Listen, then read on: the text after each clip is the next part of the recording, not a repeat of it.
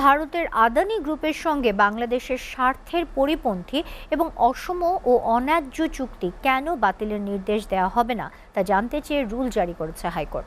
একই সঙ্গে ভারতের আদানি গ্রুপের সঙ্গে অসম বিদ্যুৎ চুক্তির বিষয়ে অনুসন্ধানে 1 মাসের মধ্যে উচ্চ ক্ষমতা সম্পন্ন কমিটি গঠনের নির্দেশ দিয়েছে উচ্চ আদালত। আদেশে গঠিত কমিটিকে 2 মাসের মধ্যে প্রতিবেদন দাখিলেরও নির্দেশ দেওয়া হয়। এ বিষয়ে দায়ের করা রিটের শুনানি শেষে বিচারপতি ফারাহ মাহবুব ও বিচারপতি দেবাশিস রায়চৌধুরীর বেঞ্চ রুল সহ এসব আদেশ দেয়। মিজান আহমেদের প্রতিবেদন।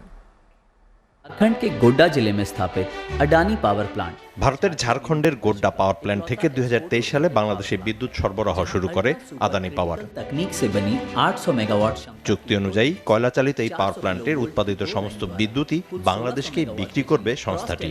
एक्सपोर्ट के तहत बांग्लादेश को दी जाती है। অভিযোগ রয়েছে অত্যন্ত গোপনীয়তার সঙ্গে আদানি পাওয়ারের সঙ্গে চুক্তি সই করে বিদ্যুৎ উন্নয়ন বোর্ড পিডিবি। নিয়ম অনুযায়ী আন্তর্জাতিক চুক্তি বা প্রটোকল স্বাক্ষরের আগে সংশ্লিষ্ট দপ্তরগুলোর মতামত নেয় সরকার।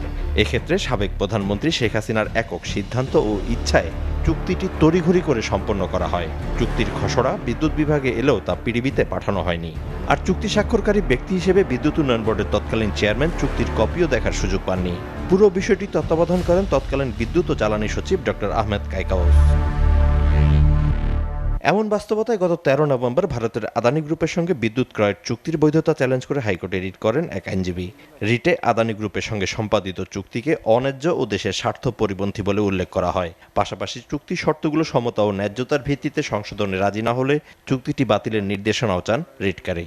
এবং আদালত প্রাথমিকভাবে মঙ্গলবার ওই রিটের শুনানি শেষে রুল জারি করে হাইকোর্ট। মহামান্য হাইকোর্ট বিভাগ আমাদেরকে শুনেছেন, রাষ্ট্রপক্ষকেও শুনেছেন, শুনে একটা রুল ইস্যু করেছেন যে অসম এবং অন্যায্য বাংলাদেশের স্বার্থের পরিপন্থী এই চুক্তিটা বাতিল করার জন্য কেন নির্দেশনা প্রদান করা হবে না। রুলের পাশাপাশি অন্তর্বর্তী আদেশও দেয় উচ্চ আদালত। 3টা অন্তর্বর্তীকালীন আদেশ দিয়েছেন। এর মধ্যে একটা আদেশ হলো এই চুক্তিটার সিগনেচারের পূর্বে আদানি গ্রুপের সাথে যে দর কষাকষি হয়েছিল সেই দর কষাকষি সংক্রান্ত যত মিনিট আছে এবং যত আপনার তথ্য উপাত্ত আছে, ডকুমেন্টস আছে, সেইগুলো 1 মাসের মধ্যে আদালতের সামনে উপস্থাপনের জন্য নির্দেশ দিয়েছেন। চুক্তির বৈধতা নিয়ে কেন এত প্রশ্ন সেই ব্যাখ্যাও দেন তিনি। একটা চুক্তির প্যারামিটার হলো এইটার টার্মস অ্যান্ড কন্ডিশনসগুলো ন্যায্যতা এবং সমতার ভিত্তিতে হবে। আমাদের এই চুক্তিটা আমরা মনে করেছি আইন বিশেষজ্ঞ এবং জ্বালানি বিশেষজ্ঞদের মতামতের ভিত্তিতে এইটা এতই একপেশে ছিল, এখানে বাংলাদেশের স্বার্থ কোনোভাবেই রক্ষা করা হয় নাই।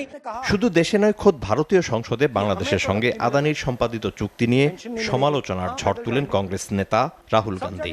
बांग्लादेश पावर डेवलपमेंट बोर्ड 25 साल का कॉन्ट्रैक्ट अदानी जी के साथ साइन कर देता है। মিজান আহমেদ, এসএটিভি, ঢাকা।